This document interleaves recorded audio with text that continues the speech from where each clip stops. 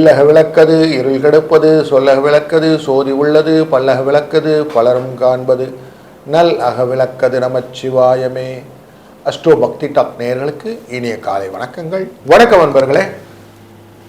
இந்த வாரம் அப்படிங்கிறது 3ஆம் தேதியிலிருந்து 9ஆம் தேதி ஆகஸ்ட் மாதம் வரைக்கும் கூடிய காலகட்டங்களில் உத்திரட்டாதி நட்சத்திரம் என்கிற மீனராசியிலிருந்து மிருகசீஷம் என்கிற மிதுனராசி வரை சந்திரனின் பயணம் இருக்கிறது. இந்த பயணத்தில் நம்ம பார்க்க போகிறது என்னன்னாக்கா முக்கியமான நிகழ்வுகள். ஆடி 18 அப்படிங்கிற ஆடிப்பெருக்கு 3ஆம் தேதியே நடந்துடும். 4ஆம் தேதி சஷ்டி, 5ஆம் தேதி பஞ்சமி, தேய்பிறை பஞ்சமி, ஆடி கிருத்திகை 6ஆம் தேதி, 9ஆம் தேதி யோகினி ஏகாதசி என்ற விஷ்ணுவின் வழிபாடு. இப்படி நல்ல நிகழ்வுகளை அப்படி அழகாக ஒன்று லம்பாக கொடுக்குது நமக்கு. இதெல்லாம் எதுக்கு யூஸ் ஆக போகிறது அப்படின்னா, ஆடிப்பெருக்கு தான் தாலியெல்லாம் மாற்றிக்கிறது. தாலிக்கயிறன் கணவனை வேண்டி பண்ணுவது. 4ஆம் தேதி சஷ்டியின் போது விரதம் இருந்து முருகப்பெருமானை வழிபட வீடு பேரு அப்படின்னு சொல்லுவோம், நல்ல ட்ரீம் ஹோம் அப்படிலாம் கிடைக்கிறதுக்கான வாய்ப்புகளை கொடுக்கும். ஆடி கிருத்திகை அன்று குழந்தை பேருக்கான விரதங்கள் இருப்பதால் குழந்தை கிடைக்கும். யோகினி ஏகாதசியின் போது பாவங்கள் நீங்கி செல்வ பலம் பெருகி ஆன்மீக பலம் பெருகுவதற்கான வாய்ப்புகளை ஏகாதசி விரதம் கொடுக்கும். இப்படி நல்ல நிகழ்வுகளை அழகாக ஒரு பேக்காக கொடுக்கறது இந்த வாரம். அப்போ ஒரு ராசிக்கும் பலன் இருக்கணும் இல்லையா, அதை நம்ம தொடர்ந்து காணப்போகிறோம். இந்த வாரத்தில் முக்கியத்தில் பார்த்தீங்கன்னா சூரியனும் உச்சம் பெற்ற குருவும் கடகராசியில் இருக்கிறார், அது ரொம்ப முக்கியம். அதே மாதிரி நீச்சகதியில் சுக்கிரன் இருக்கிறார், வக்கரகதியிலே சனி பகவான் மீனராசியில் இருக்கிறார், மிதுன ராசியிலே புதனுடைய வீட்டிலே செவ்வாய் இருக்கிறார், ராகுவும் கேதும் கும்பத்திலும் சீமத்திலும் இருக்க இந்த வாரம் துவங்குகிறது. வாருங்கள் நம்ம ஒரு ராசிக்கும் பலரை பார்த்து. வணக்கம் மிதுன ராசி நண்பர்களே. இந்த வாரத்திலே உத்திரட்டாதி நட்சத்திரத்திலிருந்து மிதுன ராசி வரை மிருகசீஷ நட்சத்திரம் வரை சந்திரன் பயணம் செய்ய இருக்கிறார். உங்கள் ராசியை தொடுவார். உங்கள் ராசிக்குள்ளே செவ்வாய் இருக்கிறார், லாபத்துக்குரியவர் அங்கே உட்கார்ந்துருக்கிறார், அவரை தொட இருக்கிறாரு சந்திரன். சந்திரன் 2ஆம் வீட்டுக்குரியவர், 2க்குரியன் 11க்குரியவனும் தொடர்பு அப்படின்னு வந்தால் இந்த வாரத்திலே நிறைய காரியம் நீங்கள் நினைச்ச மாதிரி வெற்றியாய் அமையப் போகிறது. நன்மைகள் உண்டு, கவலைகள் தீரும், காரியங்களில் திருப்தியான சூழ்நிலைகள் கிடைக்கும், தொழிலிலே மாற்றங்கள் உண்டாகும். சனி வக்கரகதியிலே இருக்கும்போது அவருடன் தொடர்பு கொண்டு உத்திரட்டாதியிலே பயணம் செய்வதனாலே மாட்டுக்கு நல்ல சாப்பாடெல்லாம் கொடுத்து நல்ல போஷாக்கா வைத்துக் கொள்வது அப்படின்னு ஒன்று வச்சுக்கோங்க. மாட்டை பசுப்பித்தல் அப்படிங்கிற விஷயத்தில் அதுங்களுக்கு உணவு கொடுத்தல் ஒரு நல்ல பரிகாரம் இந்த வாரத்தில். அதுக்கப்புறம் உங்களுக்கு வேலை விஷயத்திலெல்லாம் கான்சன்ட்ரேட்டோட வேலை செய்யுங்க. சுக்கிரன் நீச்சகதியிலேருந்து பார்த்து கொண்டிருக்கிறார். பெண்கள் தொடர்பான விஷயத்தில் வரும்போது கொஞ்சம் எச்சரிக்கையாகவும் கவனத்துடன் இருங்க.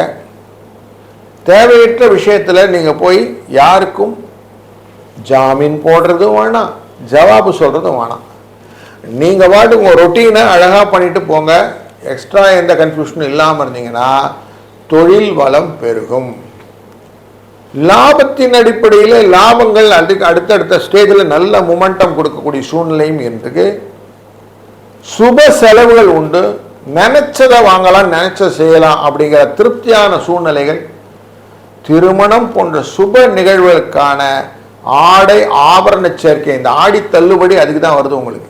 ஆவணி மாதத்துல நிறைய விஷயங்கள்லாம் சுப செய்திகளாக இருப்போது அதுக்கான தள்ளுபடியான இந்த காலகட்டங்களில் நீங்கள் பயன்படுத்தி கொள்வீங்க. ட்ரெஸ் மெட்டீரியல்லாம் வாங்குவீங்க, ஜுவல்ஸ் வாங்குவீங்க. இதெல்லாம் நல்லதாக ஒரு சூழ்நிலையை காட்டுகிறது. 3ஆம் தேதி ஆடி பெருக்கு அன்று கல்யாணம் ஆனவர்கள் இந்த மஞ்சள் சரடு மாற்றிக்கிறதுன்னு சொல்லுவோம், அப்படி சரடு மாற்றிக்கிறது உண்டு. அந்த நிகழ்வு நல்ல ஒரு ஆயுள் விருத்தியை கொடுக்கும் கணவனுக்கு. 4ஆம் தேதி சஷ்டி விரதம் அப்படிங்கிறதுனால அன்றைக்கி சஷ்டி விரதத்தை நீங்கள் கடைபிடிக்கும் போது மனசில் பாரங்கள் குறையும். முக்கியமாக கடன் பாரம் குறையத்துக்கான வாய்ப்புகள், கடனை கொஞ்சம் அடைச்சாலும் இன்றைக்கி ரொம்ப நல்லது. கடன் அடைக்கிறதில் கொஞ்சம் முயற்சியாக பண்ணுங்க, உங்களுக்கு கடன் அடைஞ்சிரும். அதுபோல் ஆடி கிருத்திகை 6ஆம் தேதி வருது, அன்றைக்கி அஷ்டமி திதியோடு சேர்ந்த கிருத்திகை நட்சத்திரம். அதனால் கூடுதல் பலன், கவலை தீரணும், முருகனை வழிபடணும். முருகனுக்கு ஆராதனை எப்படி? அபிஷேகம் தான் அவனுக்கு ஆராதனை. நெய்யினால் தேனினால் அபிஷேகம், பாலினால் அபிஷேகம், விபூதியினால் அபிஷேகம், சந்தனத்தினால் அபிஷேகம் அப்படின்னு அபிஷேகமாக அப்படி பண்ண ரொம்ப சிறப்பான விஷயங்கள் நடக்கும். நெய்யினால் தீபத்தை போட்டு 2 தீபத்தை பொருத்தி நல்ல கண்ணார முருகனை காண உங்களுக்கு ஆடி கிருத்திகையின் பலன், கவலை நீங்கி நல்ல ஒரு மனநிலை கிடைக்கும். 9ஆம் தேதி யோகினி ஏகாதசி என்கிற ஏகாதசி அன்று முதநாளே 8ஆம் தேதி சாயங்காலத்திலேருந்தே நீங்கள் விரதம் இருக்க ஆரம்பித்து 10ஆம் தேதி காலையில் துவாதசி பாரணை பண்ண சாப்பாடு அப்படிங்கிற மனத்தில் இருந்தீங்கன்னா பழைய காலத்தில் இருக்கக்கூடிய சஞ்சித கர்மா என்கிற கர்மாக்களின் தன்மைகள் உங்களை எந்தெந்த திசைகளெல்லாம் மாற்றிக்கொண்டே இருக்கும். அலைகள் அடிக்கிற பசங்களெல்லாம் துடுப்பு போகிற மாதிரி போயிட்டுருக்கோம், அப்படி படகு அப்படி போயினே இருக்கும். அப்படி இல்லாமல் ஒருநிலைப்படுத்தி உங்கள் பாதையை கொண்டு செல்லக்கூடியதாகும் இந்த வாரம் விரதங்களின் அடிப்படையில் மாற்றி விடலாம். அப்படி ஒரு உன்னதமான வாரத்தில் இருப்பதனாலே உங்களுக்கும் நன்மைகள் பல உண்டு. வணக்கம் கடகராசி நண்பர்களே, இந்த வாரத்திலே உத்திரட்டாதி நட்சத்திரத்திலிருந்து மிருகசீரிஷ நட்சத்திரம் என்கிற மிதுன ராசி வரை, மீனராசியிலிருந்து மிதுன ராசி வரை சந்திரனின் பயணம் இருக்கிறது. உங்கள் ராசியினுடைய 9வது ஸ்தானம் என்கிற பூர்வ புண்ணியஸ்தானத்திலிருந்து விரயஸ்தானம் வரை பயணம். அப்போ எப்படி இருக்க போகுது இந்த வாரம் அப்படின்னாக்க, உங்களுடைய லாபங்கள் பெருகும், தொழிலிலே முன்னேற்றமும் தைரியமும் கிடைக்கும். என்ன செஞ்சாலும் தொழில் நிமித்தமாக லாபத்தை கூடுதலாக்கி கொள்ளக்கூடிய சூழ்நிலையை நீங்கள் இந்த வாரம் பயன்படுத்திக் கொள்வீர்கள். சனி வக்கரகதியிலே 9ஆம் இடத்தில் இருப்பார். செவ்வாய் தொழிலுக்குரியவர் 12ஆம் இடத்தில் அமர்ந்திருப்பார். இந்த வக்கரகதியான இந்த செவ்வாயுடைய சனியுடைய வீட்டை தான் பார்ப்பார்.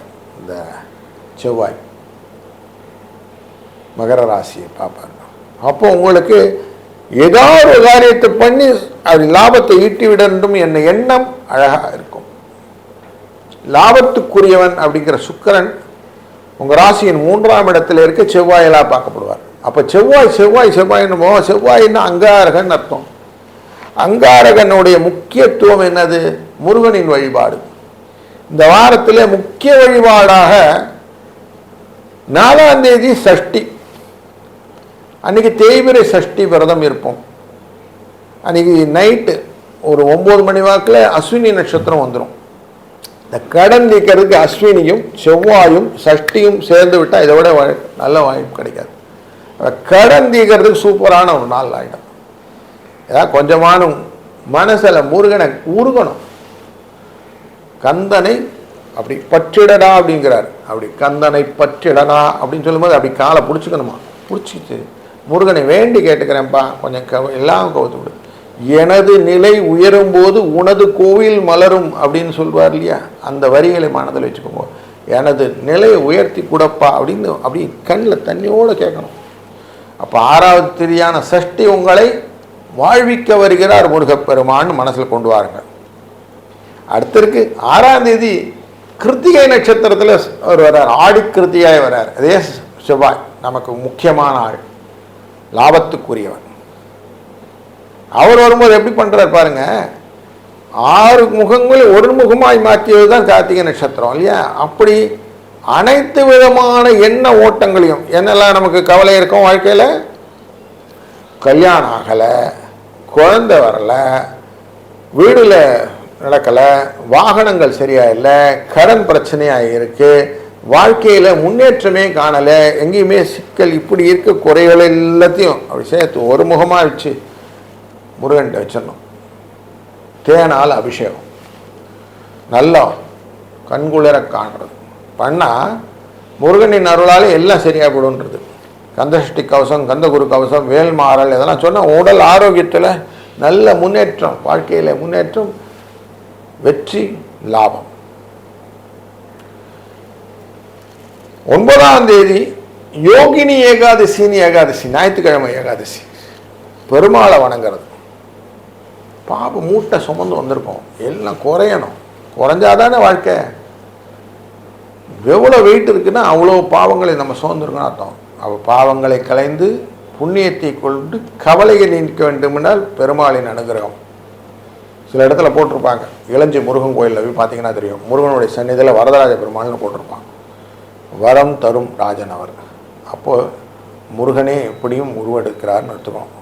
அப்போ உங்களுக்கு நல்ல ஒரு விரும்பிய நல்ல பலன்களை ஒருங்கே கொண்டு வந்து காட்டுகிறார்னு அர்த்தம். அப்போ இந்த வாரம் உங்களுக்கு லாபமும் நல்ல வளர்ச்சியும் மேன்மேலும் முயற்சியினால் வரக்கூடிய நிலைகளும் முருகனின் அருளால் கிடைக்க இருப்பதனால எதையும் விட்டுடாமல் கவனத்தோடு இருங்க. நல்லது நடக்கும்.